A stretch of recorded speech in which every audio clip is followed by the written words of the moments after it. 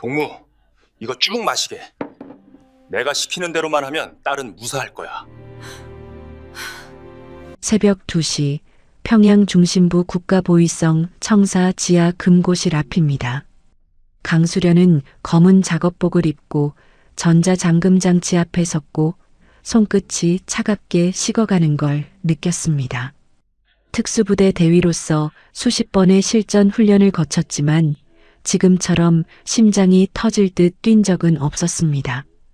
비밀번호를 누르는 손가락이 떨렸고 복도 저편에서 경비병의 발소리가 가까워지고 있었습니다. 불이 녹색으로 바뀌었습니다. 문이 열렸고 안에는 금괴와 달러 다발이 빛났지만 그녀는 기쁨을 느낄 여유가 없었습니다. 왜 32살의 충성스러운 여성 장교가 국가보위성 부부장의 금고를 털어야 했을까요? 어떻게 이 금고의 비밀번호를 알 수 있었을까요? 그리고 이 선택 뒤에는 어떤 대가가 기다리고 있었을까요? 이 모든 답은 석 달 전으로 거슬러 올라갑니다. 그 이야기를 지금부터 들려드리겠습니다.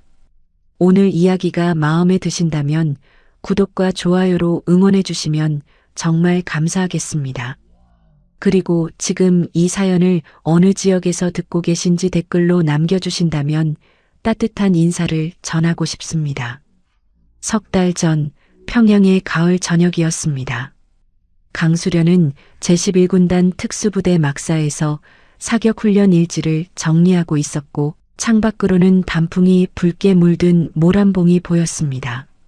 32살의 그녀는 여성이지만 남성 장교들보다 사격 실력이 뛰어났고 폭파 훈련에서도 항상 최고 점수를 받았습니다.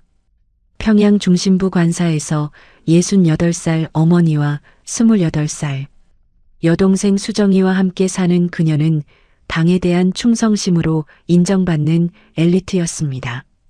아버지는 수련이 10살 때 교통사고로 세상을 떠났고 그 후 어머니는 딸 둘을 키우기 위해 방직 공장에서 일했습니다. 수련이 군에 입대한 뒤 특수부대까지 올라간 건 어머니에게 자랑스러운 일이었습니다. 그날 저녁 6시 부대 정치부에서 급한 호출이 왔습니다. 정치부 참모가 긴장한 목소리로 말했습니다. 강대위 동무 국가보위성에서 연락이 왔습니다. 부부장 동무께서 동무를 지명해 특별 면담을 요청하셨습니다. 수련의 가슴이 철렁 내려앉았습니다. 국가보위성은 간첩과 반역자를 색출하는 곳이었고 보위성 부부장이 직접 군 장교를 지명한다는 건 좋은 소식일 리 없었습니다. 그녀는 침착하게 물었습니다. 언제 가야 합니까? 내일 오전 9시입니다. 청사 정문으로 가시면 안내를 받을 것입니다. 알겠습니다. 수련은 막사를 나와 관사로 돌아왔지만 발걸음이 무겁게 느껴졌습니다. 평양 거리는 평소처럼 고요했고 가로등 불빛 아래로 몇몇 사람들이 퇴근길을 서둘렀지만 그녀에게는 모든 게 낯설게 보였습니다. 관사에 도착했을 때 어머니는 부엌에서 저녁을 준비하고 있었고 수정이는 거실에서 방송을 보고 있었습니다. 언니 왔어요? 수정이가 밝게 웃었지만 수련은 미소를 지을 수 없었습니다. 어머니가 앞치마를 두른 채 나왔습니다. 수련아, 얼굴이 왜 그래? 무슨 일 있니? 아니요, 괜찮습니다. 조금 피곤해서요. 수련은 어머니를 안심시키려 했지만 목소리가 떨렸습니다. 저녁 식사 내내 그녀는 밥을 거의 먹지 못했고 수정이가 걱정스러운 눈빛으로 물었습니다. 언니, 정말 괜찮아요? 부대에서 무슨 일 있었어요? 아니야. 그냥 훈련이 힘들었어. 그날 밤 수련은 잠을 이루지 못했습니다. 침대에 누워 천장을 바라보았지만 머릿속은 복잡했습니다. 자신이나 가족이 무슨 문제를 일으켰나 되짚어 보았지만 떠오르는 게 없었습니다. 훈련 기록도 완벽했고 정치 학습도 빠짐없이 참석했습니다. 그렇다면 왜 보위성 부부장이 직접 그녀를 부르는 걸까요? 새벽 4시까지 뒤척이다 수련은 어머니 방 앞으로 갔습니다. 불이 꺼져 있었지만 안에서 작은 소리가 들렸습니다.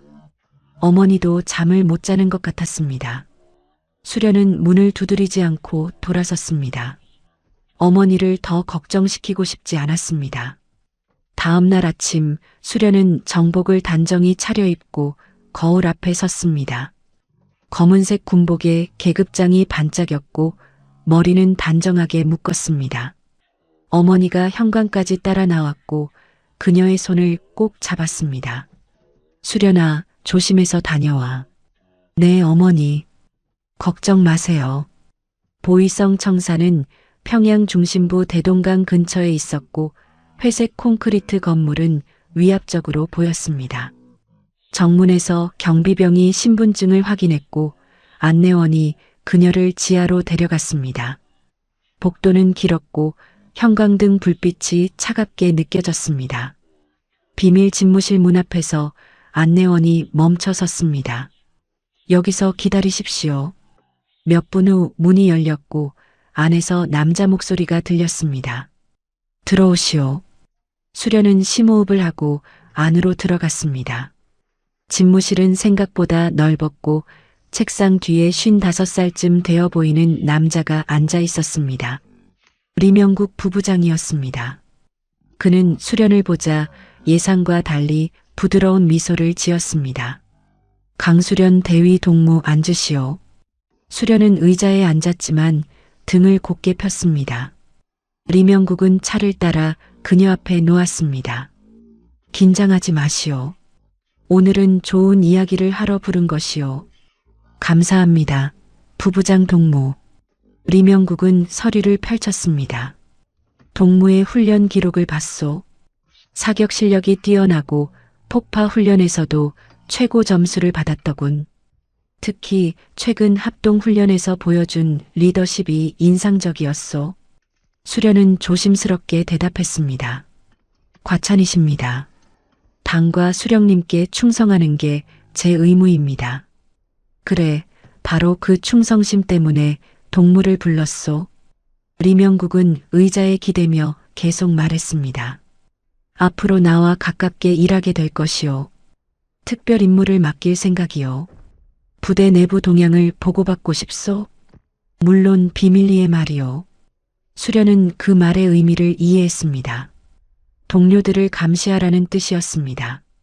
하지만 거부할 수 없다는 것도 알았습니다. 명령에 따르겠습니다. 좋소. 앞으로 정기적으로 만나보고를 받겠소. 면담은 30분 정도 이어졌고 리명국은 계속 부드러운 톤을 유지했지만 수련은 묘한 불편함을 느꼈습니다. 그의 시선이 그녀의 얼굴에 너무 오래 머물렀고 차를 권할 때 손이 그녀의 손등을 스쳤습니다. 면담이 끝나갈 무렵 리명국은 서류를 건네며 말했습니다. 이건 다음 보고 양식이요. 작성해서 가져오시오. 그리고 강 대위, 앞으로 자주 보게 될 것이요. 그 말투에는 업무적 의미 이상의 무언가가 담겨 있었고 수련은 본능적으로 경계심이 들었습니다. 알겠습니다. 청사를 나서는 순간 등줄기에 식은땀이 흘렀고 가을 바람이 차갑게 느껴졌습니다. 수련은 걸으며 생각했습니다. 이건 단순한 업무 지시가 아니었습니다. 리명국의 눈빛, 손길, 말투 모두가 다른 의도를 암시했습니다. 그리고 그녀는 알았습니다. 이 만남이 자신의 인생을 바꿀 시작점이 될 거라는 것을. 하지만 수련은 그때까지만 해도 상황이 얼마나 빠르게 악화될지 몰랐습니다. 첫 만남 이후 일주일 뒤 리명국은 다시 그녀를 불렀습니다. 이번엔 오후 4시였고 집무실이 아닌 청사 3층 개인 응접실이었습니다. 수련이 도착했을 때 리명국은 소파에 앉아 있었고 탁자 위에는 고급차 세트가 놓여 있었습니다. 어서 오시오, 강대위. 편하게 앉으시오. 수련은 조심스럽게 소파 끝에 앉았고 리명국과 최대한 거리를 두었습니다. 그는 직접 차를 따라 그녀에게 건넸습니다. 지난번 부탁한 보고서는 잘 작성했소? 예, 여기 있습니다. 수련은 봉투를 꺼내 건넸지만 리명국은 봉투를 받으며 그녀의 손을 살짝 잡았습니다. 짧은 순간이었지만 분명한 신체 접촉이었고 수련은 재빨리 손을 빼냈습니다. 동무는 참 성실하군. 이런 인재가 부대에만 있기엔 아깝소. 과찬이십니다. 저는 군인으로서 본분을 다할 뿐입니다. 리명국은 보고서를 대충 훑어보고는 탁자에 내려놓았습니다. 그의 관심은 서류가 아니라 수련에게 있었습니다. 강대위, 동무 나이가 32이라고 들었소. 결혼은 안 했나? 갑작스러운 사생활 질문에 수련은 당황했지만 침착하게 대답했습니다. 아직 그럴 생각이 없습니다. 군 복무에 집중하고 있습니다. 그건 아깝군. 동무처럼 우수한 여성은 좋은 배필을 만나야 하는데 말이오. 리명국의 시선이 그녀의 얼굴에서 목선으로 내려갔고 수련은 불쾌감을 느꼈지만 표정을 무너뜨리지 않았습니다. 면담은 30분 정도 이어졌고 대부분 업무와 무관한 개인적인 질문들이었습니다. 가족관계, 취미, 평소 생활 패턴까지 리명국은 세세하게 물었고 수련은 최대한 간결하게 답했습니다. 오늘은 이만 가봐도 좋소? 다음 주에 또 보자고. 수련은 일어서며 격려를 했지만 리명국도 함께 일어나 문까지 따라왔습니다. 그는 문을 열어주며 그녀의 어깨에 손을 올렸습니다. 수고했소, 강대위. 앞으로 더 자주 보게 될 거요. 그 손길은 가볍지만 분명한 의도를 담고 있었고 수련은 몸을 살짝 틀어 손을 피했습니다. 그 후 석 달 동안 리명국의 호출은 점점 잦아졌습니다. 처음엔 2주일에 한 번이었지만 점차 일주일에 한 번, 나중엔 사흘에 한 번꼴로 늘어났습니다. 만남의 시간도 바뀌었습니다. 오전이나 오후였던 면담이 점차 저녁으로 옮겨갔고 어느 날부턴 밤 8시에 오라는 지시가 내려왔습니다. 2달째 되던 날 리명국은 처음으로 술을 꺼냈습니다. 고급 양주병을 탁자에 놓고 2개의 잔을 준비했습니다. 오늘은 특별한 날이요. 동무의 부대 훈련 평가가 최우수로 나왔다고 들었소. 축하하는 의미로 한잔하지. 감사하지만 저는 술을 잘 못합니다. 한 잔 정도는 괜찮지 않겠소. 내가 따라주는 건데. 리명국은 거절을 받아들이지 않았고 그녀의 잔에 술을 따랐습니다. 수련은 어쩔 수 없이 잔을 들었지만 입만 대고 내려놓았습니다. 리명국은 소파에서 그녀 쪽으로 조금 더 가까이 앉았고 거리가 좁혀졌습니다. 강대위, 솔직히 말하겠소. 나는 동무에게 관심이 많소. 능력도 뛰어나고 외모도 훌륭하지 않소. 수련의 온몸이 긴장했지만 목소리는 차분하게 유지했습니다. 부부장 동무, 저는 그저 충실한 군인일 뿐입니다. 나도 알고 있소. 하지만 동무 같은 인재는 더 높이 올라가야 하오. 내가 도와줄 수 있소. 대령까지 갈 수 있소. 내가 보증하겠소. 승진을 미끼로 한 유혹이었고 수련은 그 의도를 정확히 읽었습니다. 그녀는 공손하지만 단호하게 대답했습니다. 감사한 말씀이지만 저는 제 능력으로 진급하고 싶습니다. 부부장 동무의 기대에 부응하도록 업무에 더욱 충실하겠습니다. 리명국의 표정이 순간 굳어졌지만 곧 다시 미소를 지었습니다. 그래, 그 성실함이 마음에 드는 거요. 하지만 너무 딱딱하게 생각하지 마시오. 우리는 같은 편 아니겠소. 그날 밤 수련은 관사로 돌아와 샤워를 했지만 몸에서 리명국의 시선이 지워지지 않는 것 같았습니다. 어머니가 늦은 귀가를 걱정했지만 그녀는 부대 회의가 있었다고 둘러댔습니다. 석 달째 접어들면서 리명국의 태도는 더욱 노골적으로 변했습니다. 어느 날 저녁 그는 응접실이 아닌 자신의 개인 집무실로 수련을 불렀습니다.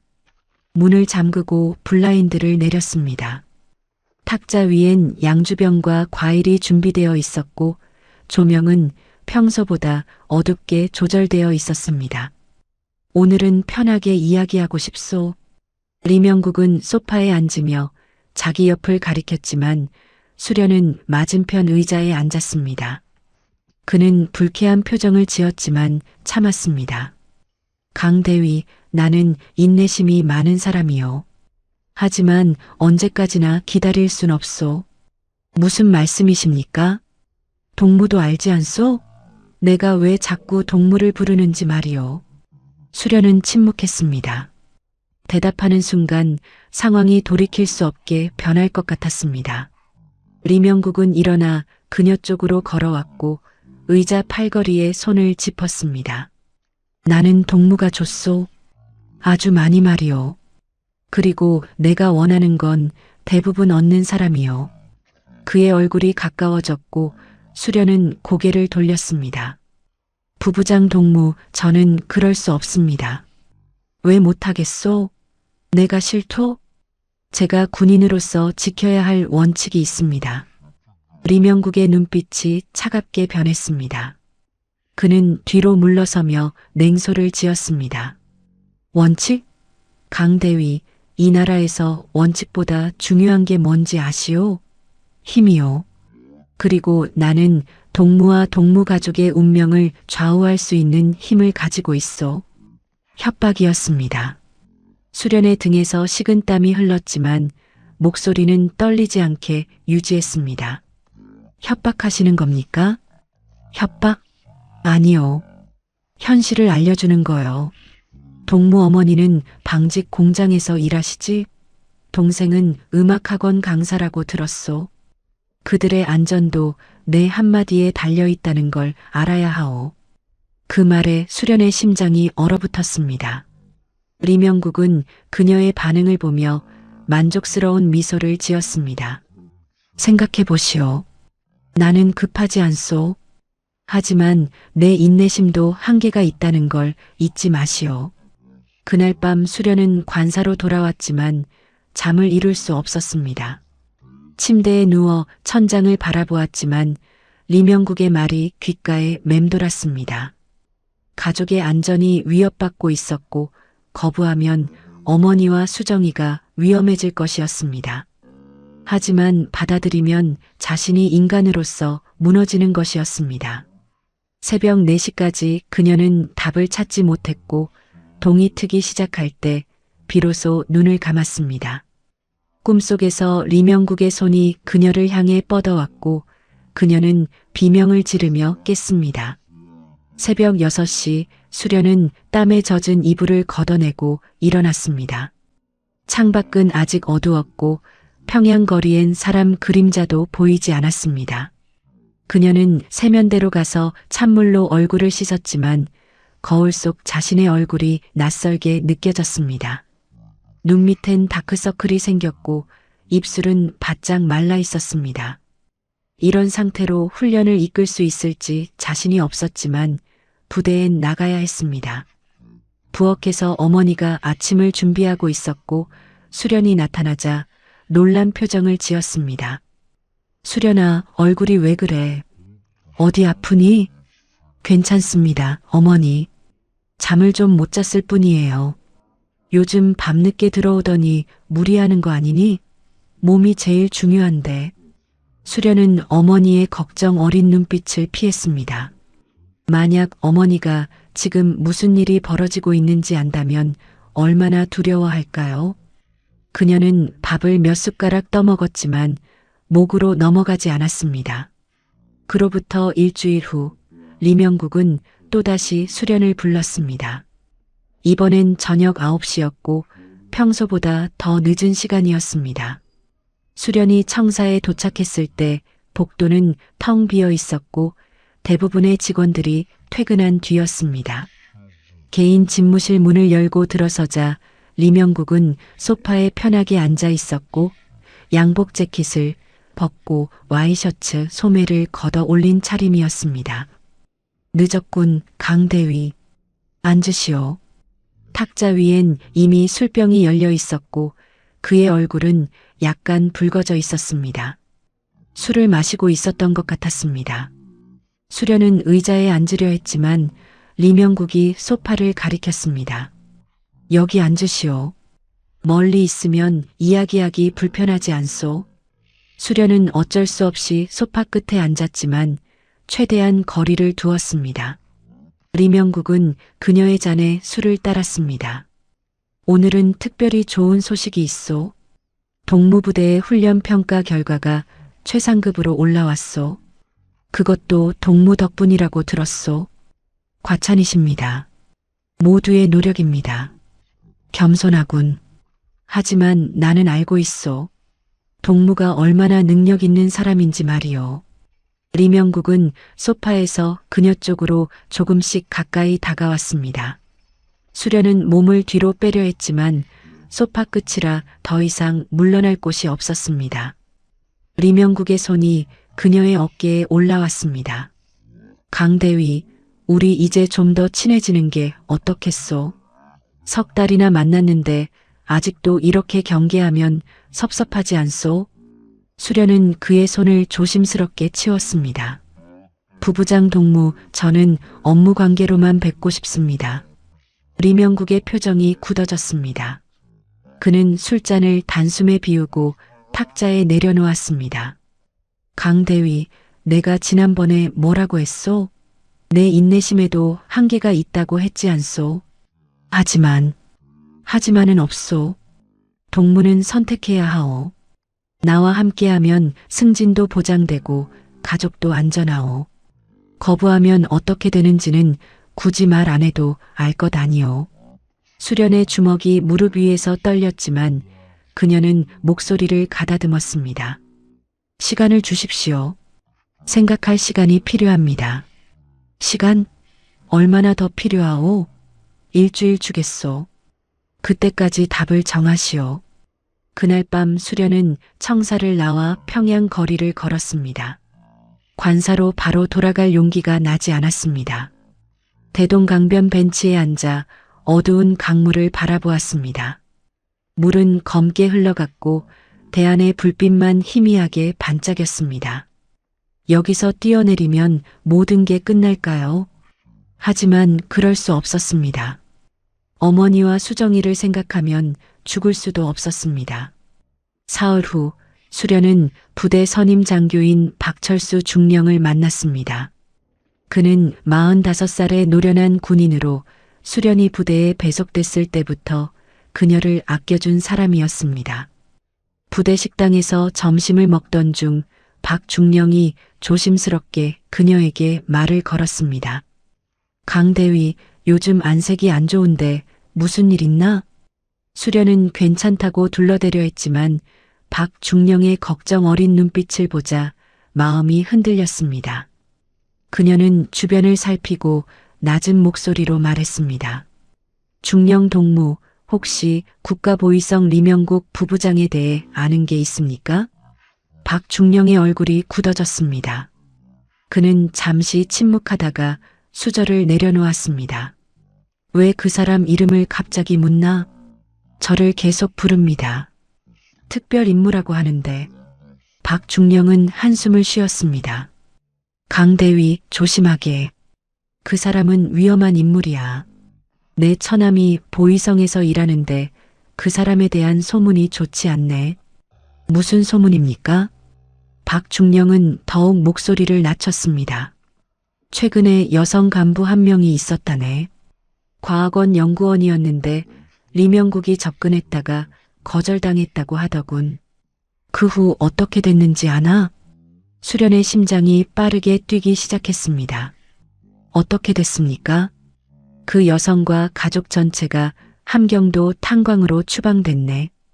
이유도 없이 말일세. 처남이 직접 서류를 봤다고 하더군. 수련은 숨이 막히는 것 같았습니다. 자신이 거부하면 어머니와 수정이도 똑같은 운명을 맞을 것이었습니다. 박 중령이 그녀의 손을 잡았습니다. 강대위, 자네가 위험에 처한 거 아닌가? 만약 도움이 필요하면 말하게. 고맙습니다. 중령 동무. 하지만 제가 해결해야 할 문제입니다. 그날 밤 수련은 관사 자기 방에 홀로 앉아 있었습니다. 창밖으론 평양의 불빛이 보였지만 그녀에겐 감옥의 철창처럼 느껴졌습니다. 리명국의 요구를 받아들일 수도 거부할 수도 없었습니다. 그때 한 가지 생각이 떠올랐습니다. 탈출입니다. 남한으로 가는 것입니다. 하지만 혼자 갈 순 없었습니다. 어머니와 수정이를 데려가야 했고 그러려면 돈이 필요했습니다. 브로커를 쓰려면 엄청난 금액이 들 것이었습니다. 그리고 또 다른 생각이 꼬리를 물었습니다. 리명국의 금고입니다. 보이성 청사 지하에 있다는 그의 개인 금고에는 비자금이 있을 것이었습니다. 만약 그걸 털 수 있다면 가족의 탈북 자금을 마련할 수 있을 것이었습니다. 수련은 침대에서 일어나 책상 서랍을 열었습니다. 거기엔 보이성 청사를 방문할 때마다 그녀가 몰래 그린 약도가 있었습니다. 복도 구조, 경비실 위치, CCTV 사각지대까지 세세하게 표시되어 있었습니다. 처음엔 단순히 습관처럼 그렸던 것이었습니다. 특수부대 훈련에서 적진 지형을 암기하는 습관이 몸에 배어 있었기 때문입니다. 하지만 지금 이 약도가 생명줄이 될 수 있었습니다. 일주일 후 리명국은 다시 수련을 불렀습니다. 이번엔 밤 10시였고 청사는 거의 텅 비어 있었습니다. 수련은 각오를 다지고 들어갔습니다. 리명국은 소파에 앉아 있었고 그의 눈빛은 이전보다 더 노골적이었습니다. 일주일이 지났소, 강대위. 답은 정했겠지? 수련은 심호흡을 했습니다. 그녀는 연기를 해야 했습니다. 완전히 거부하면 즉시 위험해질 것이고 완전히 받아들이면 돌이킬 수 없게 될 것이었습니다. 부부장 동무, 저도 고민을 많이 했습니다. 하지만 아직 마음의 준비, 또 시간을 달라는 건가? 리명국이 짜증스럽게 말했고 수련은 조심스럽게 다가갔습니다. 조금만 더 기다려 주십시오. 그리고 저도 부부장 동무를 더 알고 싶습니다. 그녀의 말에 리명국의 표정이 풀렸습니다. 수련은 자신의 말이 효과가 있다는 걸 알았습니다. 그녀는 계속 말했습니다. 갑자기 모든 걸 받아들이기엔 제가 너무 소심한 것 같습니다. 천천히 가까워질 수 있다면. 리명국은 만족스러운 미소를 지었습니다. 그래, 그렇게 나오는 게 좋지. 나도 급하게 생각하지 않겠소. 그날 밤 술자리가 이어졌고 리명국은 평소보다 더 많이 마셨습니다. 수련은 자신의 잔을 비우는 척하며 화분에 몰래 버렸습니다. 술에 취한 리명국은 말이 많아졌고 자랑을 늘어놓기 시작했습니다. 강대위, 내가 얼마나 힘있는 사람인지 아시오? 이 청사 지하에 4개인 금고가 있어. 거기엔 그가 말을 멈췄지만 수련은 귀를 기울였습니다. 리명국은 계속 말을 이었습니다. 아무도 모르는 내 비밀 창고지. 금괴도 있고 외화도 있어. 수련의 심장이 뛰었지만 표정은 무덤덤하게 유지했습니다. 리명국은 술잔을 들고 일어나 금고 비밀번호 패드가 있는 벽을 가리켰습니다. 보시오, 이런 식으로 생긴 거요. 그는 비틀거리며 패드의 숫자를 눌렀습니다. 수련은 그 손가락 움직임을 정확히 기억했습니다. 081-524, 6자리였고 그녀는 그 숫자를 머릿속에 새겼습니다. 리명국은 곧 소파에 주저앉았고 술에 완전히 취해 눈을 감았습니다. 수련은 조용히 일어나 그를 소파에 눕혔습니다. 그의 코 고는 소리가 들렸고 그녀는 집무실을 빠져나왔습니다. 복도를 걸으며 수련은 결심했습니다. 이제 모든 준비가 끝났습니다. 금고 위치도 알고 비밀번호도 손에 넣었습니다. 남은 건 실행뿐이었습니다. 관사로 돌아온 수련은 현관문을 조용히 열었습니다.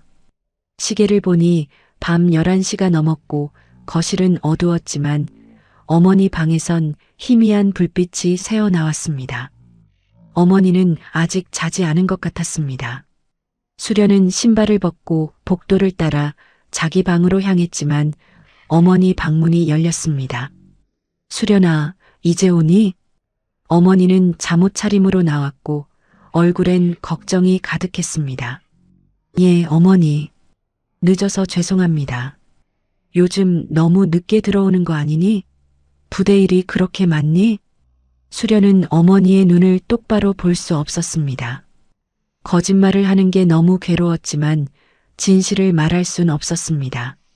특별 훈련 계획을 세우느라 시간이 걸렸습니다. 어머니는 한숨을 쉬었습니다. 몸 상하지 않게 조심해라. 내가 쓰러지면 우리 집안이 어떻게 되겠니? 그 말에 수련의 가슴이 먹먹해졌습니다. 어머니는 자신이 딸에게 얼마나 의지하고 있는지 모를 것이었습니다. 그리고 곧 자신이 어머니를 떠나야 한다는 사실도 모를 것이었습니다. 걱정 마세요, 어머니. 저 건강합니다. 어머니는 수련의 뺨을 쓰다듬었습니다. 얼굴이 많이 야위었구나. 내일은 아침 일찍 일어나서 미역국 끓여줄게. 고맙습니다. 수련은 자기 방으로 들어가 문을 닫았습니다. 침대에 앉아 두 손으로 얼굴을 감쌌습니다. 눈물이 날 것 같았지만 참았습니다. 지금은 울 시간이 아니었습니다. 그녀는 책상 앞에 앉아 종이를 꺼냈습니다. 계획을 세워야 했습니다. 새벽 2시까지 수련은 종이 위에 계획을 적어 내려갔습니다. 보이성 청사 약도를 다시 그렸고 경비 교대 시간을 표시했습니다. 밤 2시부터 2시 30분까지가 가장 취약한 시간이었습니다. 경비병들이 교대하는 동안 복도가 일시적으로 비었고 CCTV도 특정 구역에 사각지대가 있었습니다. 그녀는 침투 경로를 빨간 펜으로 표시했습니다. 후문 철조망을 넘어 지하 계단으로 내려가고 금고실까지 가는 가장 안전한 루트였습니다. 하지만 문제가 있었습니다.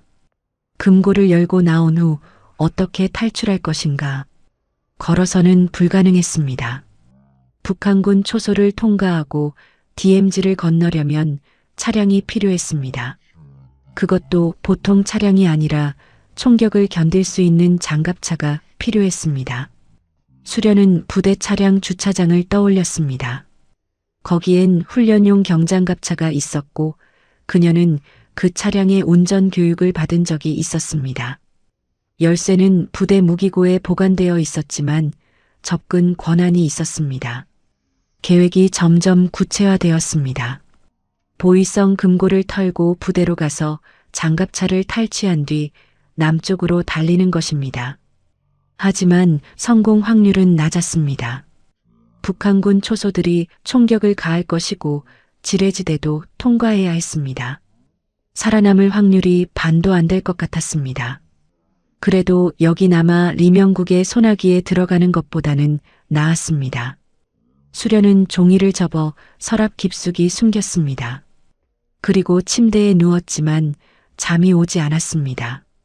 천장을 바라보며 생각했습니다. 언제 실행할 것인가?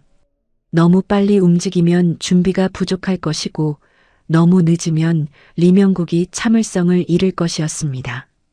다음 날 오전 수련은 부대 작전실에서 훈련 일정을 확인했습니다. 2주일 후 야간 훈련이 예정되어 있었고 그날 밤이 가장 좋은 기회였습니다. 야간 훈련 중이라면 그녀가 부대 밖으로 나가도 의심받지 않을 것이었습니다. 그리고 그날은 리명국이 지방 시찰을 가는 날이기도 했습니다. 부대 정치부에서 입수한 정보였습니다. 점심시간 수련은 식당에서 박철수 중령과 마주쳤습니다. 그는 그녀를 구석자리로 데려가 조용히 물었습니다. 강 대위, 저번에 내가 한 말 기억하나? 보이성 일말일세. 예, 기억합니다. 자네 얼굴을 보니 상황이 좋지 않은 것 같은데. 혹시 도움이 필요하면 언제든 말하게. 수련은 잠시 망설이다가 조심스럽게 물었습니다. 중령 동무, 만약 제가 여기를 떠나야 한다면 어머니와 동생을 부탁드려도 될까요? 박중령의 얼굴이 굳어졌습니다. 떠난다니 무슨 소리인가? 설마. 수련은 그의 눈을 똑바로 바라보았습니다. 혹시 모를 일입니다. 만약 제게 무슨 일이 생기면 어머니와 동생이 보복당할 수 있습니다. 중령 동무께서 도와주실 수 있습니까? 박중령은 한동안 침묵했습니다. 그는 수련의 손을 잡았습니다. 강대위, 자네가 무슨 생각을 하는지 정확히는 모르겠네. 하지만 위험한 일이라면 다시 생각해보게. 자네 목숨이 달린 일일세. 이미 결정했습니다. 그냥 만약의 경우를 대비하는 겁니다. 박중령은 깊은 한숨을 쉬었습니다. 알겠네. 약속하지. 자네 가족에게 무슨 일이 생기지 않도록 내가 할 수 있는 건 다 하겠네. 고맙습니다. 2주일이 빠르게 지나갔습니다. 수련은 평소처럼 훈련을 이끌었고 리명국의 호출에도 응했습니다. 그는 그녀가 마음을 열기 시작했다고 착각하는 것 같았고 더 이상 압박을 가하지 않았습니다. 수련은 그의 경계심을 풀어주기 위해 가끔 미소를 지었고 술자리에서 대화에 응했습니다. 하지만 마지막 선을 넘지 않도록 조심했습니다. 실행일 전날 밤 수련은 어머니와 수정이와 함께 저녁을 먹었습니다. 어머니가 수련이 좋아하는 김치찌개를 끓여주었고 수정이는 학원에서 있었던 재미있는 일을 이야기했습니다. 평범한 저녁 식사였지만 수련에겐 마지막 만찬처럼 느껴졌습니다. 내일 밤이 지나면 다시는 이 식탁에 앉지 못할 수도 있었습니다. 언니, 왜 그렇게 밥을 많이 먹어? 오늘 무슨 좋은 일 있어? 수정이가 웃으며 물었고 수련은 억지로 미소를 지었습니다. 그냥 어머니 음식이 맛있어서. 어머니가 반찬을 더 떠주었습니다. 많이 먹어라. 요즘 너무 말랐어. 저녁 식사가 끝난 후 수련은 설거지를 자청했습니다. 부엌에서 어머니와 함께 그릇을 닦으며 수련은 말했습니다. 어머니, 그동안 고생 많으셨습니다. 갑자기 왜 그런 말을 하니? 그냥 감사하다는 말씀을 드리고 싶어서요. 저와 수정이를 여기까지 키워주셨잖아요. 어머니는 수련의 어깨를 토닥였습니다. 무슨 소리니?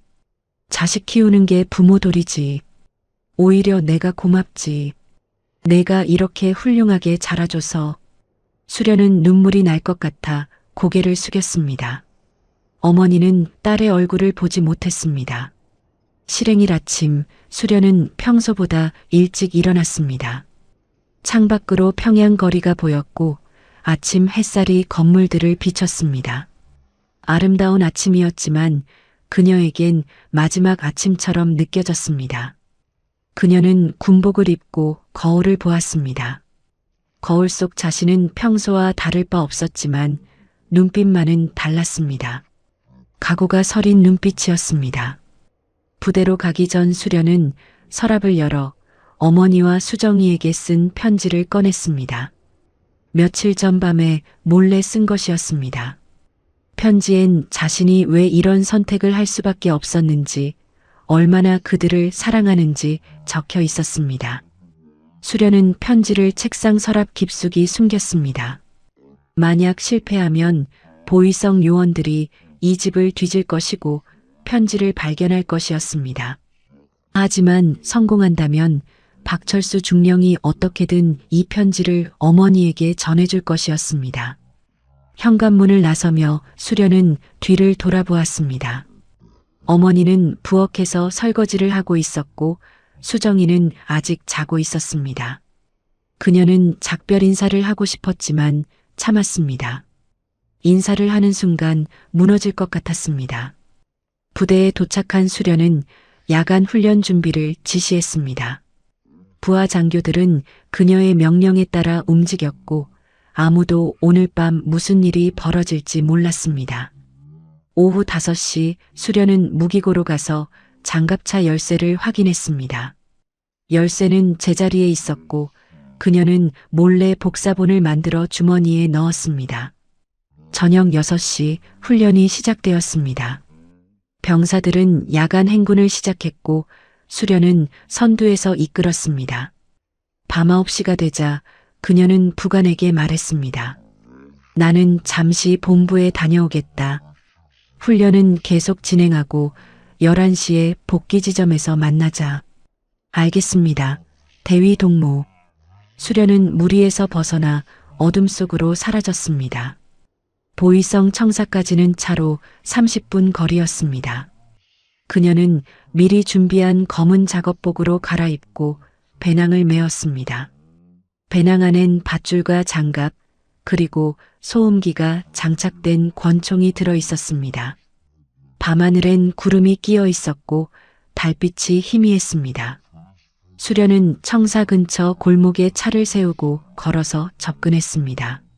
시계를 보니 밤 11시 40분이었습니다. 경비 교대까지 20분 남았습니다. 그녀는 후문 철조망 근처에 숨어 기다렸습니다. 심장이 빠르게 뛰었지만 손은 떨리지 않았습니다. 특수부대 훈련이 몸에 배어 있었습니다. 자정이 되자 경비병들이 움직이기 시작했습니다. 교대 시간이었습니다. 수련은 철조망을 넘어 청사 뒤편으로 들어갔습니다.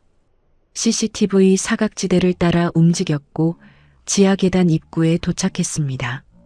문은 잠겨 있지 않았습니다. 그녀는 조용히 문을 열고 안으로 들어갔습니다. 복도는 어두웠고 형광등 불빛만 희미하게 깜빡였습니다. 수련은 벽을 따라 천천히 걸었습니다. 발소리를 최대한 죽였고 호흡도 조절했습니다. 금고실까지는 50m 정도 남았습니다. 그녀는 모퉁이를 돌았고 금고실 문이 보였습니다. 거의 다 왔습니다. 바로 그때 멀리서 발소리가 들렸습니다. 경비병이었습니다. 수련은 순간적으로 몸을 숨겼고 어둠 속에서 숨을 죽였습니다. 경비병이 가까워졌고 그녀의 심장은 터질 듯 뛰었습니다. 이제 돌아갈 길은 없었습니다. 경비병의 발소리가 점점 가까워졌고 수련은 복도 모퉁이 어둠 속에 몸을 최대한 붙였습니다. 등 뒤 벽이 차갑게 느껴졌고 손바닥에서 땀이 났지만 그녀는 움직이지 않았습니다. 경비병이 모퉁이를 돌아 나타났습니다. 40살쯤 되어 보이는 남자였고 손에는 손전등을 들고 있었습니다.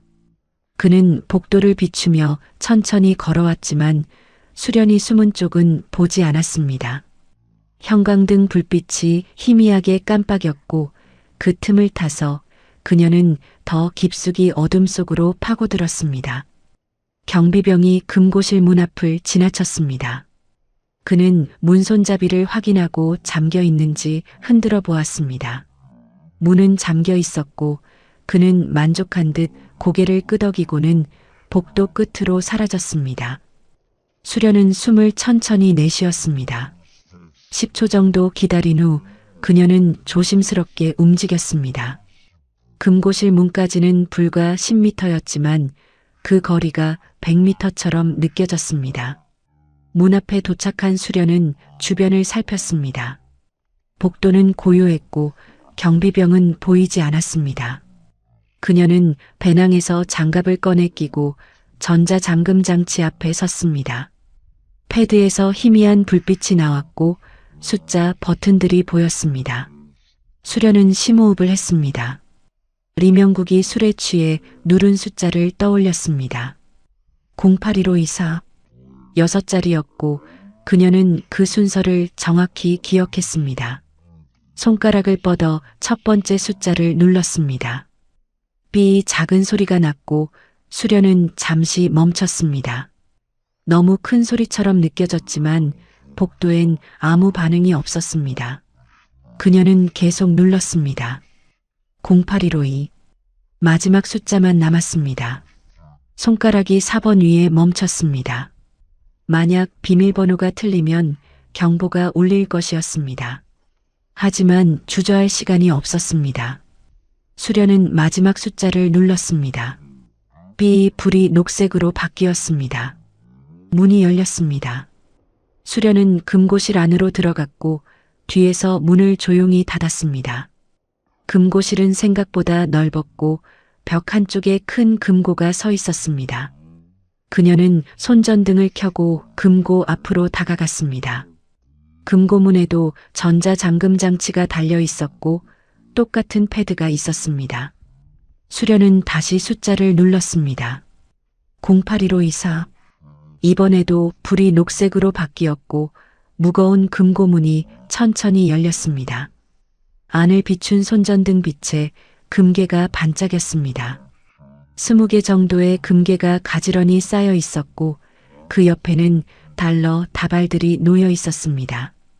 수련은 배낭을 벗어 바닥에 내려놓고 금괴를 하나씩 집어넣기 시작했습니다. 각 금괴는 생각보다 무거웠고 10개를 넣자 배낭이 상당히 무거워졌습니다. 그녀는 달러, 다발도 전부 배낭에 밀어 넣었습니다. 두툼한 다발이 5개였고 얼마나 되는지 정확히 셀 순 없었지만 상당한 금액인 것 같았습니다.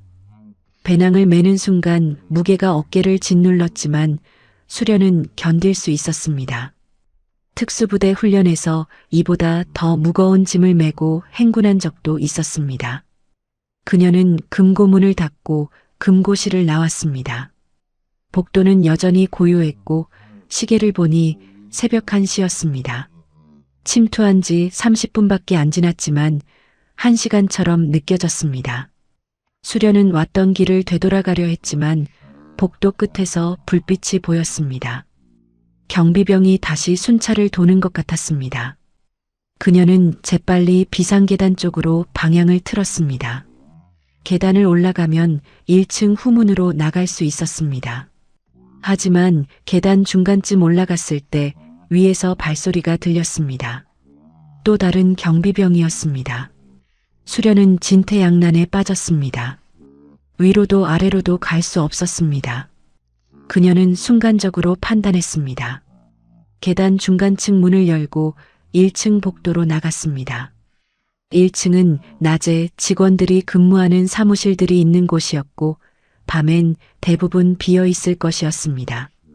복도를 따라 걸으며 수련은 출구를 찾았습니다. 후문 표지판이 보였고 그쪽으로 향했습니다. 바로 그때 뒤에서 목소리가 들렸습니다. 거기 누구요? 경비병이었습니다. 수련은 돌아보지 않고 걸음을 빨리 했지만 경비병이 뛰어왔습니다. 멈추시오. 신분증 제시하시오. 수련은 더 이상 도망칠 수 없다는 걸 알았습니다. 그녀는 멈춰섰고 천천히 돌아섰습니다. 경비병은 30살쯤 되어 보였고 손전등을 그녀에게 비췄습니다. 당신 누구요? 이 시간에 왜 여기 있소? 수련은 침착하게 대답했습니다. 보위성 특별 임무로 왔습니다. 리명국 부부장의 지시입니다. 경비병은 의심스러운 표정을 지었습니다. 부부장 동무는 지금 지방 시찰 중인데요. 신분증 보여주시오. 수련은 군복 주머니에서 신분증을 꺼내려는 척하다가 재빨리 권총을 뽑았습니다. 소음기가 이미 장착되어 있었고 그녀는 주저없이 방아쇠를 당겼습니다. 퍽 소음기를 단 총성이 울렸고 경비병은 가슴을 움켜쥐고 쓰러졌습니다. 그는 바닥에 쓰러지며 작은 신음소리를 냈지만 곧 조용해졌습니다. 수련은 얼어붙은 채 서 있었습니다. 손이 떨렸고 권총이 무겁게 느껴졌습니다. 사람을 쏜 건 처음이었습니다. 훈련에서 표적은 수없이 쏘았지만 살아 숨쉬는 인간을 죽인 건 처음이었습니다. 경비병의 눈은 아직 떠져 있었고 표정엔 놀라움이 그대로 남아 있었습니다. 수련은 무릎을 꿇고 그의 목에 손을 댔습니다. 맥박이 없었습니다. 죽었습니다. 그녀는 일어서려 했지만 다리에 힘이 빠졌습니다. 잠시 벽에 기대 심호흡을 했습니다. 토할 것 같았지만 참았습니다. 지금은 무너질 때가 아니었습니다. 수련은 경비병의 시체를 끌고 근처 빈 사무실로 들어갔습니다. 시체를 책상 밑에 숨기고 문을 잠갔습니다. 아침까지는 발견되지 않을 것이었습니다. 수련은 후문으로 달렸습니다. 배낭이 어깨를 짓눌렀지만 멈출 수 없었습니다. 후문에 도착했을 때 또 다른 경비병이 서 있었습니다. 그는 수련을 보고 이상하다는 표정을 지었습니다. 당신 누구요? 출입증 보여주시오. 수련은 이번엔 망설이지 않았습니다. 권총을 뽑아 쏘려 했지만 경비병이 재빨리 총을 빼냈습니다. 수련이 먼저 쐈고 총알이 경비병의 어깨를 맞췄습니다.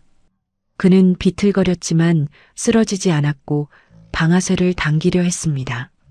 수련은 다시 쏘았고 이번엔 가슴을 맞췄습니다. 경비병이 쓰러졌고 총이 바닥에 떨어졌습니다. 경보음이 울렸습니다. 총성이 건물 안경보 시스템을 작동시킨 것 같았습니다. 수련은 더 이상 숨을 곳이 없다는 걸 알았습니다. 그녀는 후문을 열고 밖으로 뛰쳐나갔습니다. 청사 밖 골목은 어두웠고 그녀가 세워둔 차가 보였습니다. 차까지 달리는 동안 청사 안에서 고함 소리가 들렸습니다. 침입자다. 후문을 봉쇄하라. 수련은 차에 올라타 시동을 걸었습니다. 엔진이 굉음을 내며 켜졌고 그녀는 가속 페달을 밟았습니다. 차가 골목을 빠져나가는 순간 청사에서 경비병들이 뛰쳐나왔지만 이미 늦었습니다. 수련은 평양 거리를 질주했고 신호등을 무시하고 달렸습니다. 부대까지는 30분 거리였지만 20분 만에 도착해야 했습니다. 부대 정문에 도착했을 때 시계는 새벽 1시 40분을 가리켰습니다. 수련은 차에서 내려 배낭을 메고 무기고로 향했습니다. 야간 경비병이 그녀를 보고 경례했습니다. 대위 동무 훈련은 끝났습니까? 아직이다. 장비를 가지러 왔다. 수련은 무기고 열쇠를 꺼내 문을 열었습니다. 안에는 각종 무기와 장비가 보관되어 있었고 벽에 차량 열쇠들이 걸려 있었습니다. 그녀는 장갑차 열쇠를 집어 주머니에 넣고 무기고를 나왔습니다. 차량 주차장으로 가는 길에 아무도 없었습니다. 훈련 중인 병사들은 모두 야외에 있었고 부대는 텅 비어 있었습니다. 경장갑차는 주차장 구석에 세워져 있었습니다. 회색빛 철갑으로 덮인 차체는 든든해 보였고 수련은 운전석에 올라탔습니다. 열쇠를 꽂고 시동을 걸었습니다. 엔진이 우렁차게 울렸고 진동이 온몸에 전해졌습니다. 그녀는 배낭을 조수석에 내려놓고 핸들을 잡았습니다. 심장이 빠르게 뛰었지만 손은 떨리지 않았습니다. 장갑차가 주차장을 빠져나갔습니다. 정문 경비병이 놀라 뛰쳐나왔습니다. 대위 동무, 어디 가십니까? 수련은 창문을 열고 소리쳤습니다. 긴급 임무다. 길을 비켜라. 경비병은 당황했지만 차단기를 올렸습니다. 장갑차가 정문을 빠져나가는 순간 수련은 뒤를 돌아보지 않았습니다. 평양 거리가 뒤로 멀어졌고 앞엔 남쪽으로 향하는 도로가 펼쳐졌습니다. 그녀는 가속 페달을 끝까지 밟았습니다. 장갑차가 어둠 속을 가르며 달렸고 평양의 불빛이 점점 작아졌습니다. 수련은 백미러로 도시를 마지막으로 바라보았습니다. 태어나고 자란 곳이었지만 이제 다시는 돌아올 수 없는 곳이 되었습니다. 눈물이 날 것 같았지만 참았습니다. 지금은 울 시간이 아니었습니다. 앞에는 더 큰 장애물이 기다리고 있었습니다.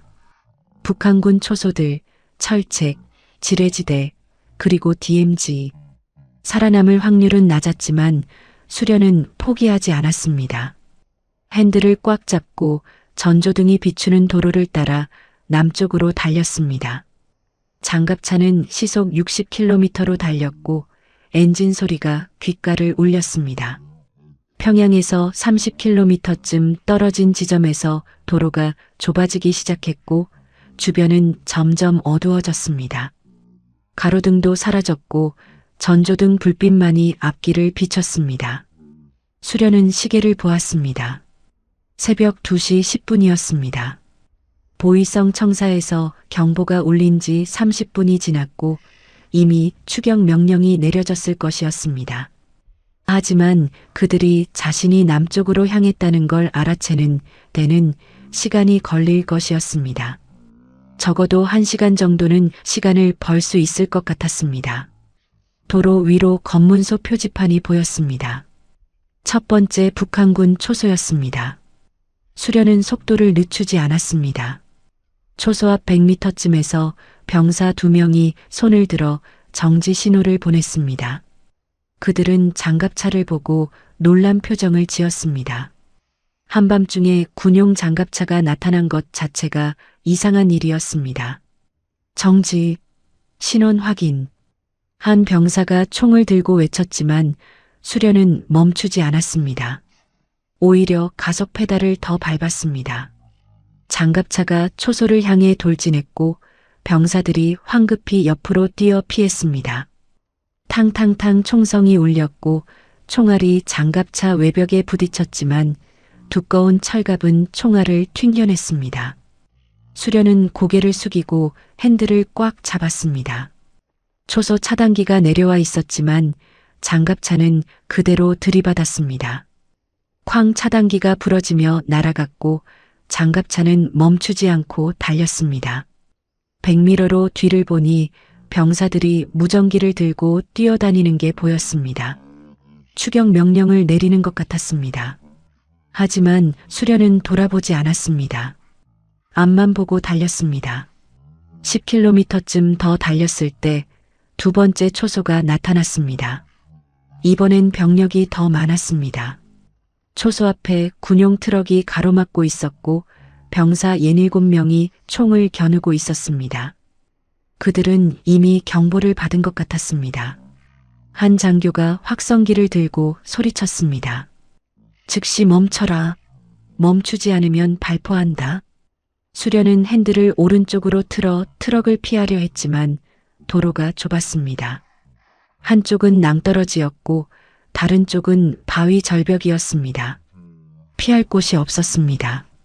그녀는 다시 핸들을 정면으로 돌렸습니다. 트럭을 들이받을 수밖에 없었습니다. 총성이 일제히 울렸습니다. 탕탕탕탕 총알이 비처럼 쏟아졌고 장갑차 앞유리에 금이 가기 시작했습니다. 수련은 더 낮게 몸을 숙였습니다. 유리창이 깨지며 파편이 날아왔고 그녀의 뺨에 상처가 났습니다. 피가 흘렀지만 멈출 수 없었습니다. 장갑차가 트럭을 정면으로 들이받았습니다. 쾅 엄청난 충격이 몸 전체를 흔들었고 수련은 핸들에 머리를 부딪힐 뻔했습니다. 트럭이 옆으로 밀려났고 장갑차는 그 틈을 비집고 지나갔습니다. 병사들이 계속 총을 쏘았지만 장갑차는 멈추지 않았습니다. 한 병사가 장갑차 옆면에 매달렸고 창문을 두드렸습니다. 멈춰라. 당장 멈춰. 수련은 급하게 방향을 틀었고 장갑차가 바위 절벽에 스쳤습니다. 병사가 비명을 지르며 떨어졌고 장갑차는 계속 달렸습니다. 100m로 보니 병사는 바닥에 쓰러져 움직이지 않았습니다. 수련의 가슴이 조여왔지만 뒤돌아볼 수 없었습니다. 그들을 죽이려던 건 아니었지만 살아남으려면 어쩔 수 없었습니다. 세 번째 초소는 더 강력했습니다. 중화기까지 동원되어 있었고 도로에 바리케이드가 쳐져 있었습니다. 대전차 로켓포를 든 병사가 보였고 수련의 심장이 얼어붙었습니다. 장갑차는 총알은 막을 수 있었지만 로켓포는 막을 수 없었습니다. 한 방이면 끝이었습니다. 장교가 확성기로 소리쳤습니다. 최후 경고다. 즉시 정지하고 항복하라. 그렇지 않으면 격파한다. 수련은 선택의 여지가 없었습니다. 멈추면 체포되고 달리면 폭파당했습니다. 그녀는 핸들을 왼쪽으로 급하게 틀었습니다. 장갑차가 도로를 벗어나 비탈길로 굴러내려갔습니다. 나무와 바위에 부딪히며 차체가 흔들렸고 수련은 핸들을 놓지 않으려 악착같이 버텼습니다. 뒤에서 폭발음이 들렸습니다.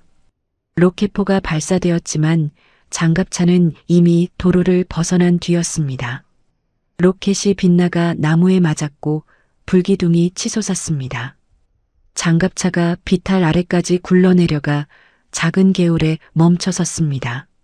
엔진에서 연기가 났고 경고등이 깜빡였습니다. 수련은 시동을 다시 걸었습니다. 엔진이 헛기침을 하다가 겨우 켜졌습니다. 그녀는 개울을 건너 반대편 비탈을 올라갔습니다. 장갑차가 나무 사이를 헤치고 올라갔고 마침내 다시 도로에 올라섰습니다. 초소는 이미 뒤에 남았습니다. 새벽 3시 철책이 나타났습니다. 군사분계선 북쪽 5km 지점의 철책이었고 높이가 3m는 되어 보였습니다. 철책 앞엔 초소가 있었고 조명탄이 하늘을 밝혔습니다.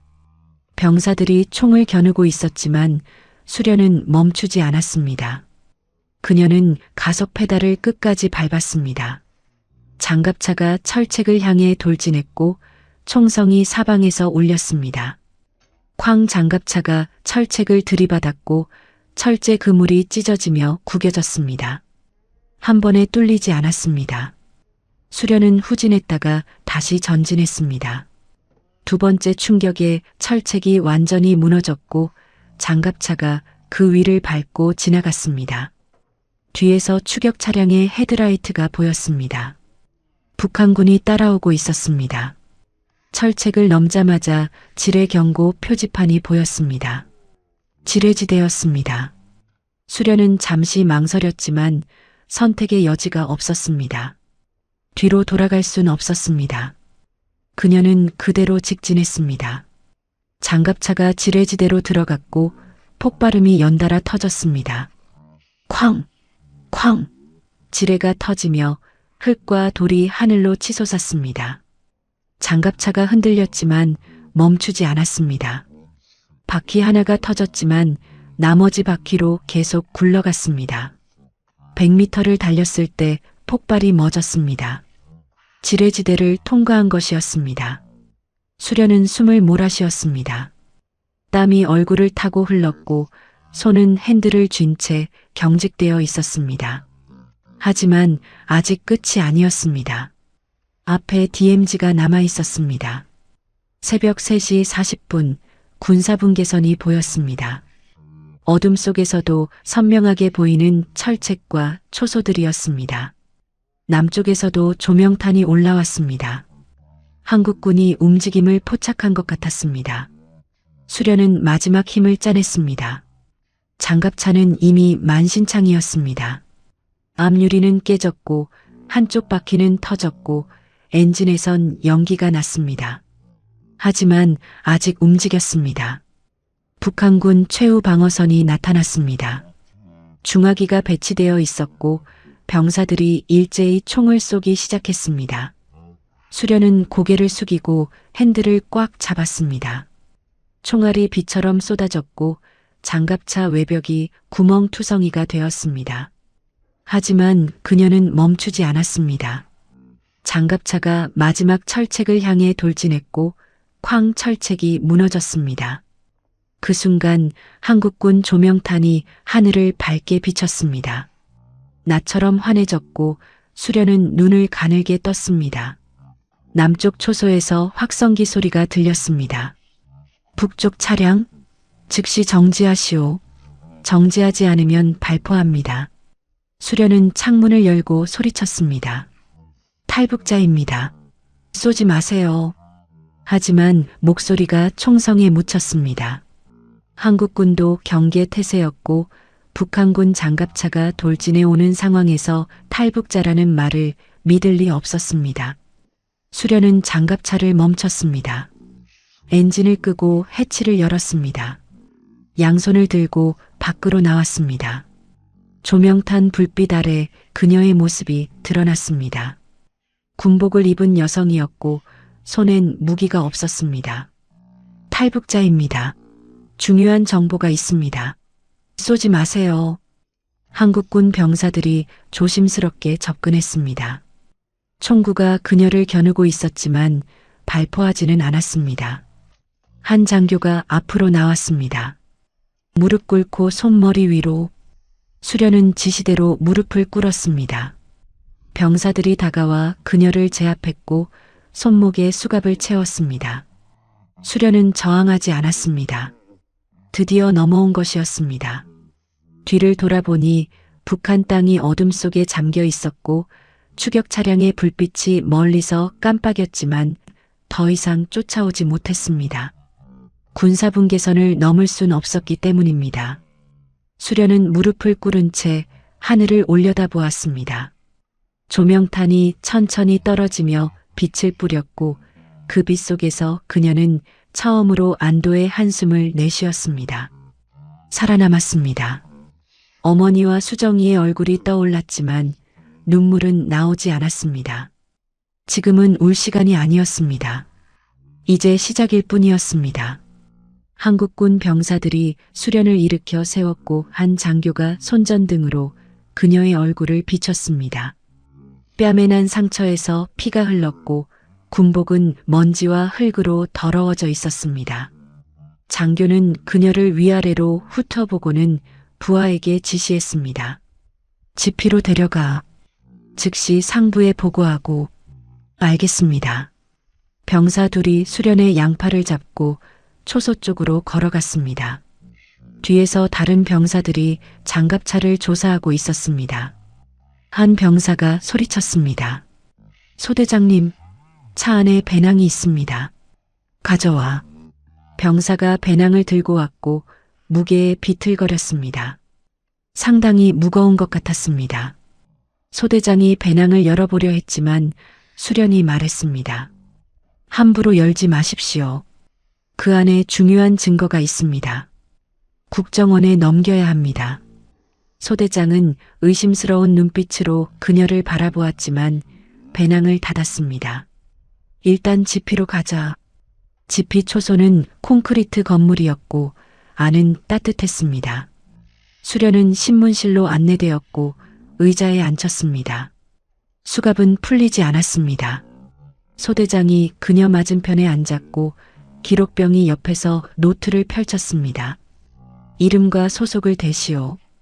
강수련입니다. 조선인민군 특수부대 제11군단 소속 대위입니다.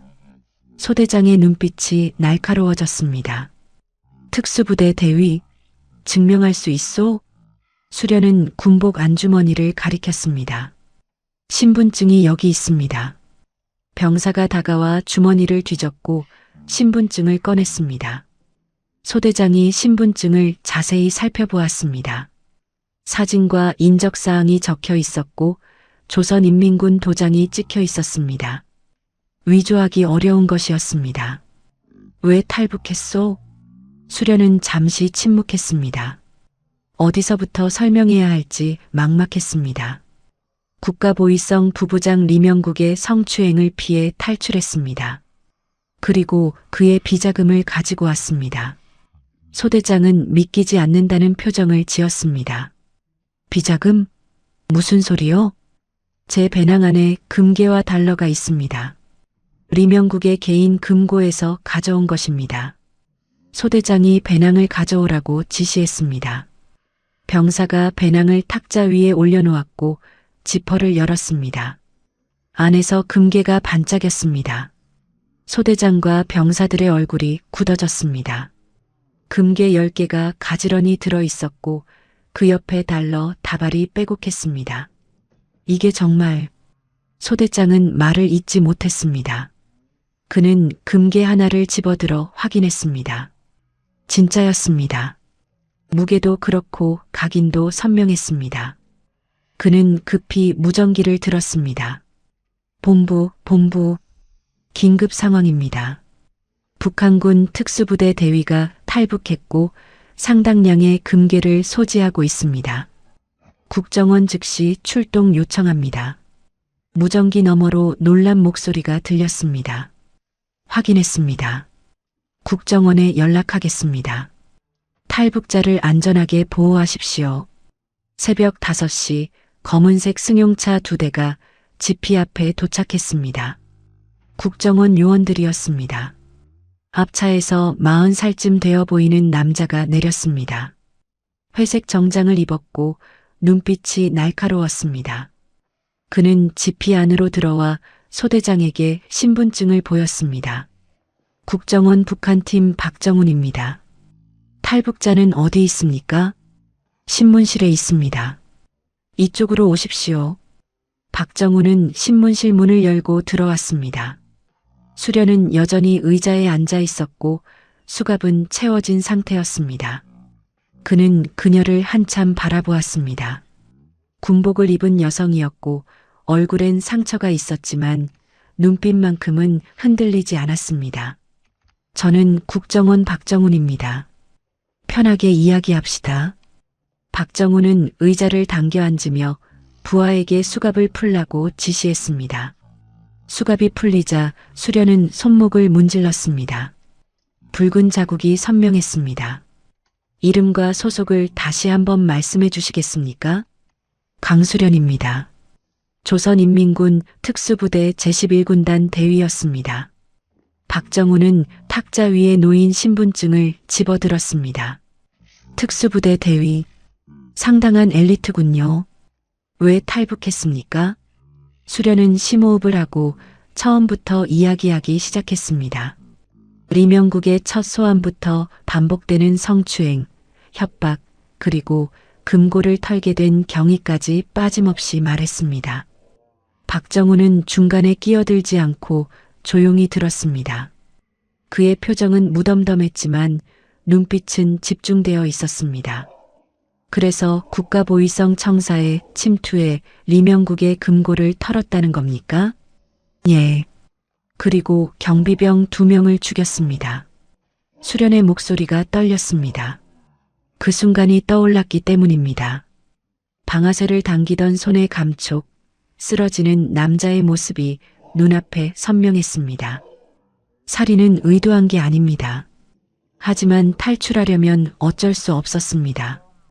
박정훈은 고개를 끄덕였습니다. 이해합니다. 그리고 이 금괴와 달러가 리명국의 비자금이라는 건가요? 예. 금고 안에 있던 것의 절반 정도입니다. 전부 가져오기엔 무거워서요.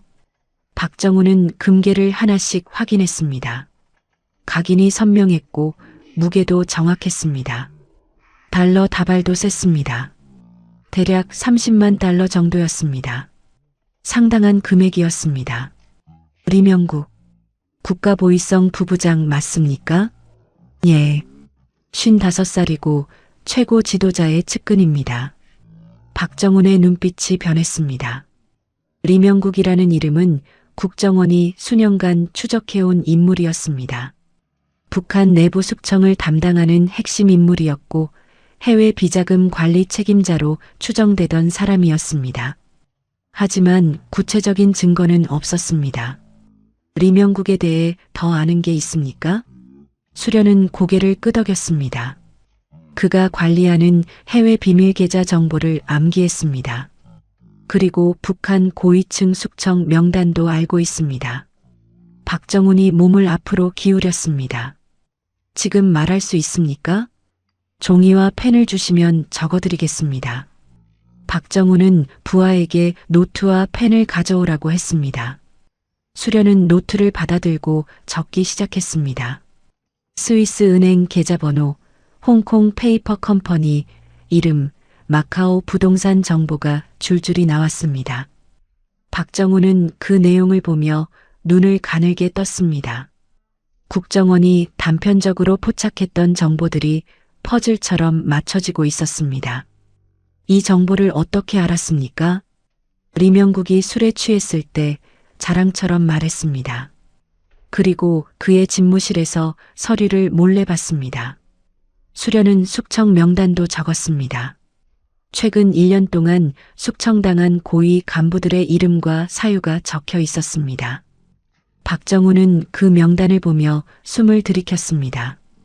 이 정보는 국가적으로 엄청난 가치가 있었습니다.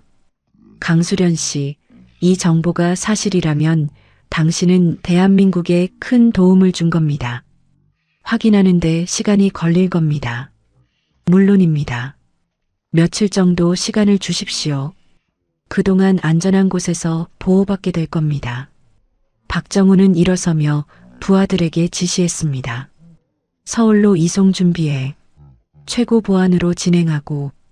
수련은 차에 태워졌고 서울로 향했습니다. 창밖으로 한국 땅이 보였습니다. 아직 어두웠지만 가로등 불빛이 따뜻하게 느껴졌습니다.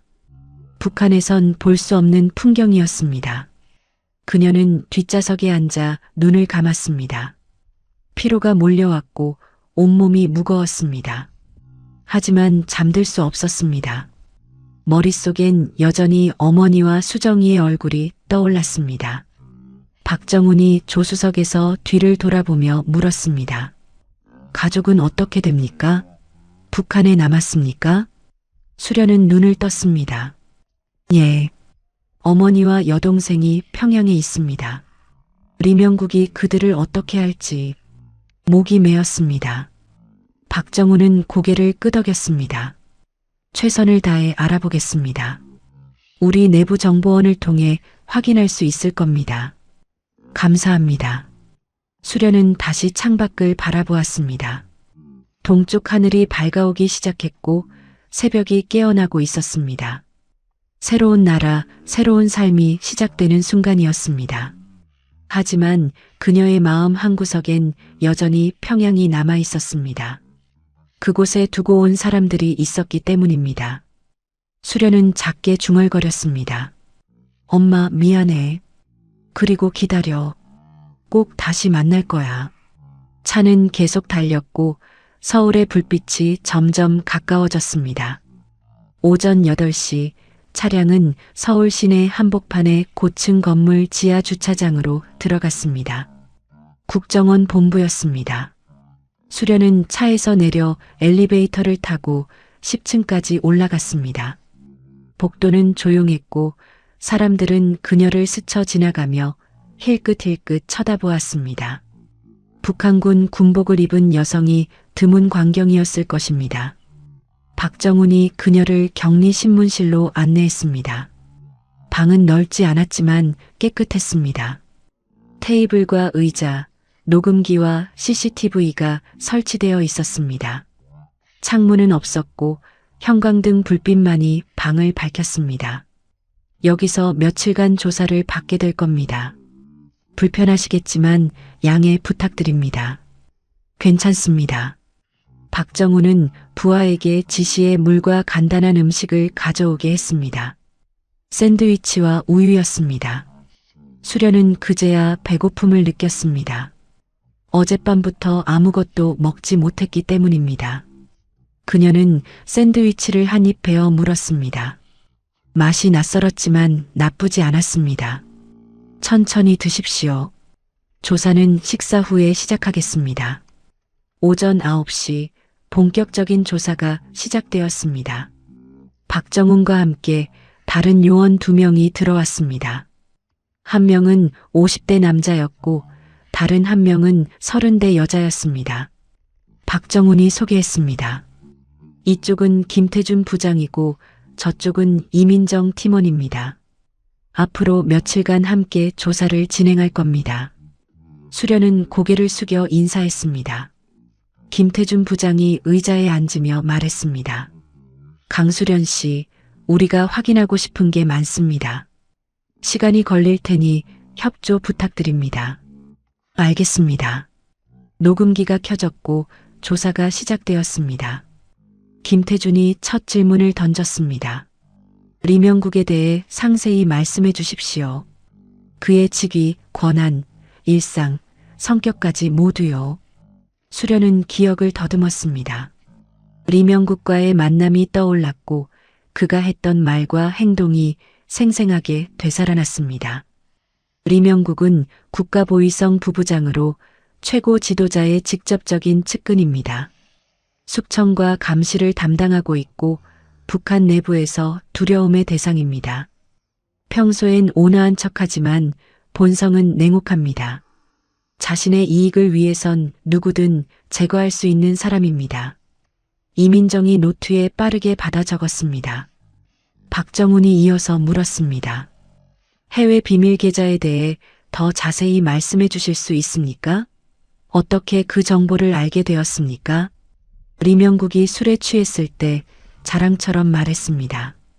스위스 은행에 계좌가 있고 홍콩의 페이퍼 컴퍼니를 운영한다고 했습니다.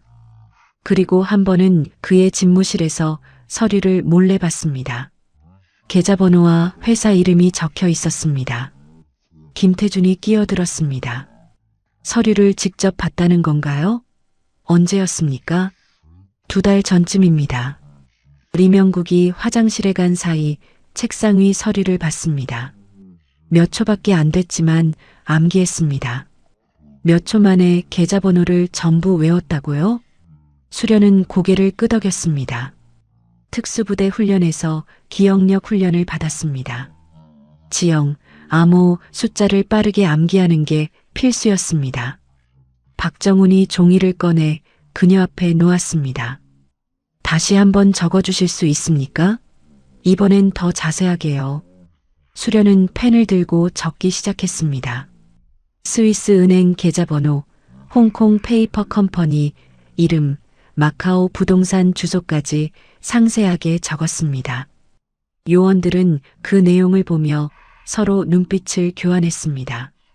조사는 하루 종일 이어졌습니다. 점심과 저녁을 먹는 시간을 제외하고 계속 질문이 쏟아졌습니다.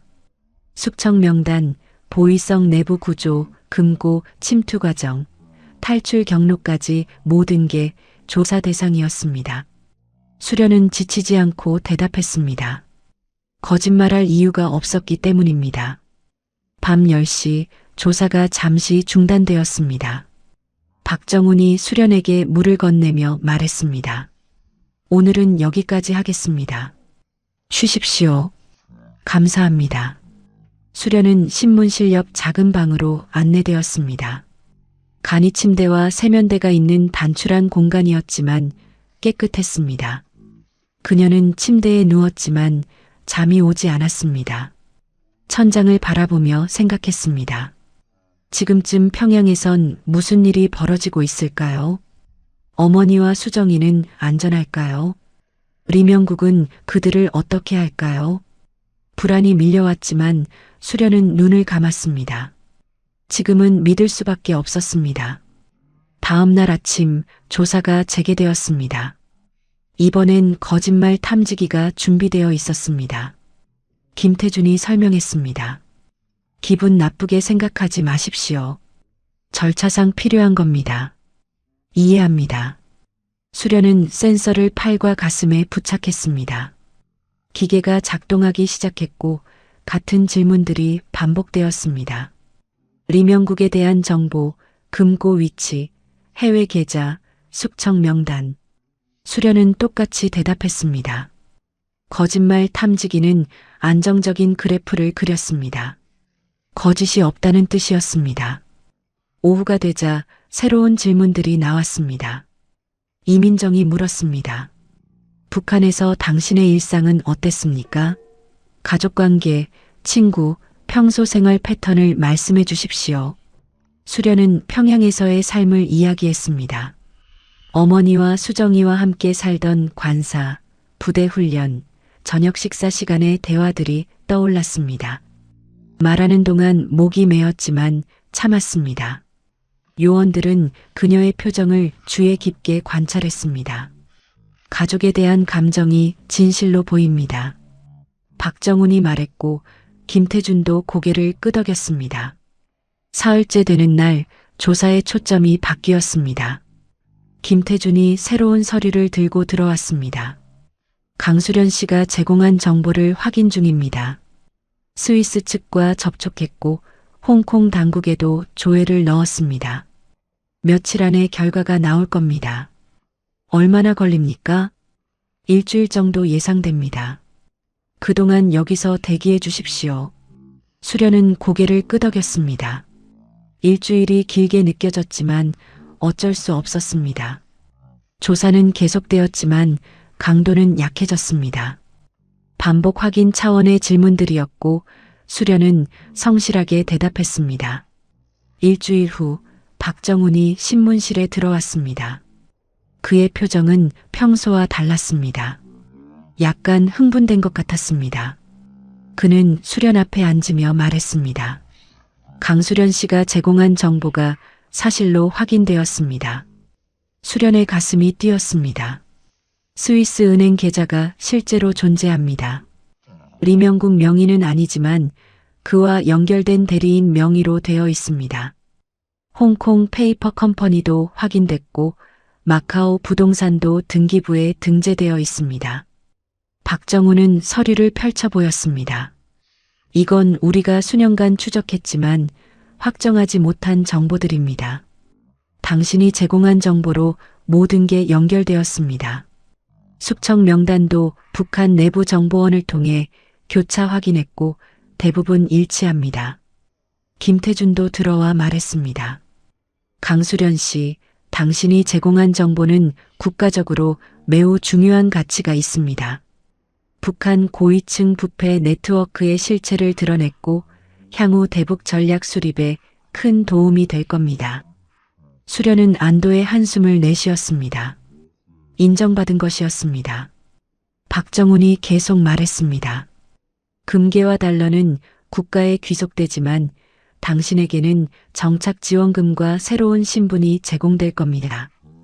탈북민 정착 프로그램에 참여하게 되고 주거와 생활비가 지원됩니다. 감사합니다. 수련은 고개를 숙였습니다. 하지만 마음 한구석은 여전히 무거웠습니다. 박정훈이 그녀의 표정을 읽었는지 조심스럽게 물었습니다. 가족 소식이 궁금하시죠? 수련의 눈빛이 흔들렸습니다. 예. 알 수 있습니까? 내부 정보원을 통해 확인 중입니다. 시간이 좀 더 필요합니다. 박정훈은 잠시 망설이다가 말했습니다. 솔직히 말씀드리면 좋은 소식은 아닐 수도 있습니다. 리명국이 보복할 가능성이 높습니다. 수련은 이미 각오하고 있었지만 그 말을 들으니 가슴이 찢어지는 것 같았습니다. 최대한 빨리 확인해 주십시오. 부탁드립니다. 그러겠습니다. 박정훈이 일어서며 말했습니다. 내일부터는 정착 교육이 시작됩니다. 한국 사회에 적응하는 법을 배우게 될 겁니다. 쉽지 않겠지만 잘 해낼 거라 믿습니다. 수련은 고개를 끄덕였습니다. 새로운 삶이 시작되는 것이었습니다. 하지만 그녀의 마음 절반은 여전히 평양에 묶여 있었습니다.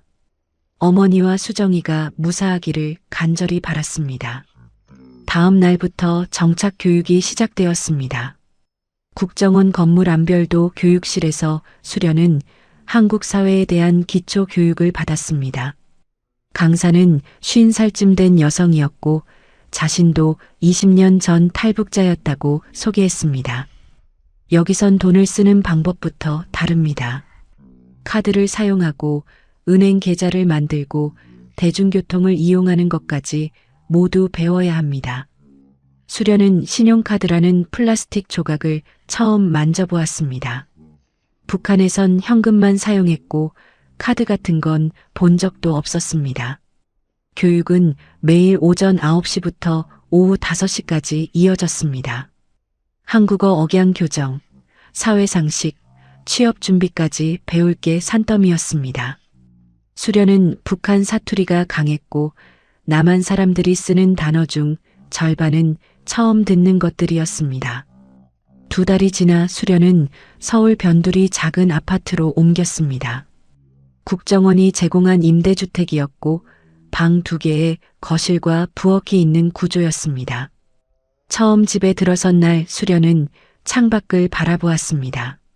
아파트 단지 사이로 사람들이 걸어 다녔고 아이들이 놀이터에서 뛰어놀았습니다. 평범한 풍경이었지만 북한에선 볼 수 없는 자유로움이 느껴졌습니다. 하지만 밤이 되면 악몽이 찾아왔습니다. 보이성 경비병을 쏜 순간이 반복해서 떠올랐습니다. 방아쇠를 당기는 손의 감촉, 쓰러지는 남자의 표정이 눈앞에 선명했습니다. 수련은 비명을 지르며 깼고 땀에 젖은 이불을 걷어냈습니다. 시계를 보면 항상 새벽 3시쯤이었습니다. 석 달째 되던 어느 날 오후 초인종이 울렸습니다. 수련이 문을 열자 박정훈이 서 있었습니다. 그는 평소와 달리 무거운 표정이었습니다. 들어가도 되겠습니까? 예, 들어오십시오. 박정훈은 거실 소파에 앉으며 잠시 망설였습니다. 수련의 가슴이 두근거렸습니다. 가족 소식입니까? 박정훈은 고개를 끄덕였습니다. 예, 내부 정보원을 통해 확인했습니다. 어머니와 여동생은 살아있습니다. 수련은 숨을 크게 들이켰습니다. 살아있다는 말에 온몸에 힘이 빠지는 것 같았습니다. 함경도 지방으로 이주 조치되었습니다. 숙청은 아닙니다. 리명국이 당신 가족을 완전히 제거하지 않은 이유는 자신의 치부를 드러내기 싫어서입니다. 조용히 처리한 겁니다. 어머니와 동생은 무사합니까? 네. 강제 노동은 하고 있지만 생명에 지장은 없습니다. 수련은 눈물을 참았습니다. 최악의 상황은 아니었습니다. 살아있다는 것만으로도 감사했습니다. 1년이 흘렀습니다.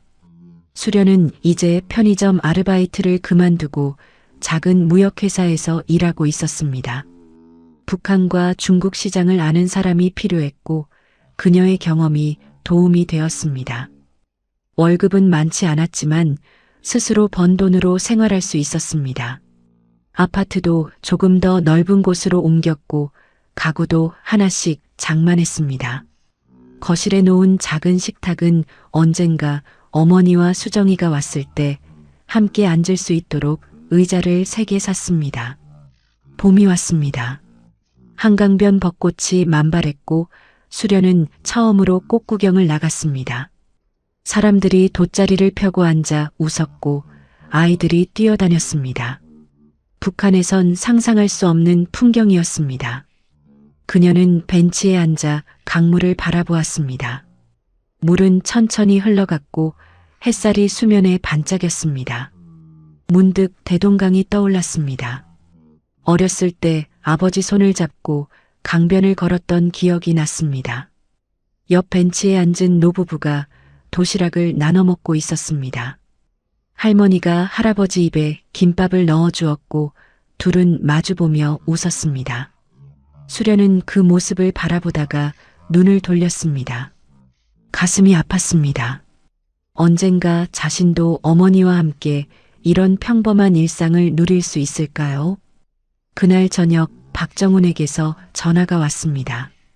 강수련 씨, 제가 내일 오후에 댁으로 찾아가도 될까요? 할 이야기가 있습니다. 무슨 일입니까? 전화로는 어렵습니다. 직접 만나서 말씀드리고 싶습니다. 수련의 가슴이 뛰기 시작했습니다. 다음 날 오후 2시 박정훈이 찾아왔습니다. 그는 평소와 달리 부드러운 표정이었습니다. 거실에 앉자마자 그가 말했습니다. 어머니와 여동생 소식입니다. 둘 다 건강합니다. 함경도에서 여전히 지내고 있지만 작년보다 상황이 나아졌습니다. 강제 노동에서 벗어나 일반 공장에서 일하고 있습니다. 어떻게 그렇게 되었습니까? 박정훈은 잠시 망설이다가 말했습니다. 리명국이 작년에 실각했습니다. 당신이 제공한 정보가 여러 경로로 북한 내부에 흘러들어갔고 그의 비리가 드러났습니다. 완전한 숙청은 아니지만 권력에서 밀려났습니다. 수련은 믿기지 않았습니다.